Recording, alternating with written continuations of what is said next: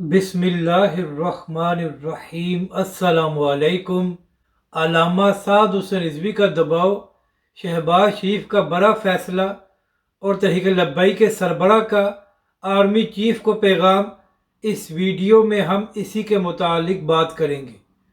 ناظرین کرام، سویڈن میں جو گستاخی کا معاملہ ہوا ہے اس کے بعد پوری دنیا کے مسلمان اس کی مذمت کر رہے ہیں۔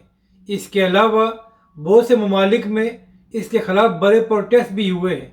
تو ناظرین کرام، اسی حوالے سے علامہ سعد حسین رضوی نے مسلمان حکمرانوں سے مطالبہ کیا تھا کہ تمام مسلم ممالک سویڈن سے سفارتی تعلقات کو ختم کریں تاکہ ان کو احساس ہو کہ ان کے ملک میں کتنی بڑی گستاخی کی گئی ہے۔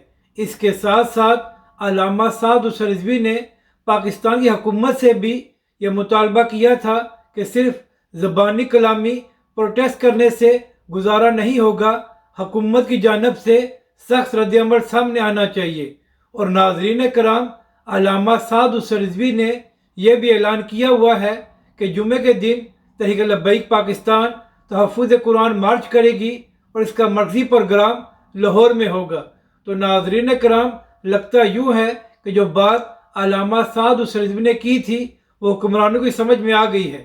تو آج شہباز شریف کی جانب سے یہ اعلان کیا گیا ہے کہ جمعے کے دن تمام حکومتی جماعتیں بھی جو گستاخی سویڈن میں کی گئی ہے اس کے خلاف پروٹیسٹ کریں گی۔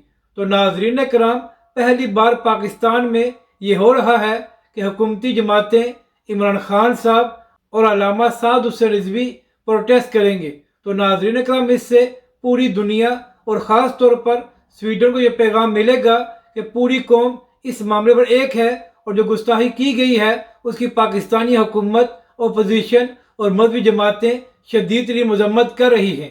اور ناظرین کرام، اس کے ساتھ ساتھ علامہ سعد حسین رضوی نے کئی بار آرمی چیف کو بھی یہ پیغام دیا ہے کہ جناب عاصم منیر صاحب، آپ قرآن کے حافظ ہیں اور اسی قرآن پاک کی سویڈن میں گستاخی کی گئی ہے تو آپ کی جانب سے بھی رد عمل آنا چاہیے۔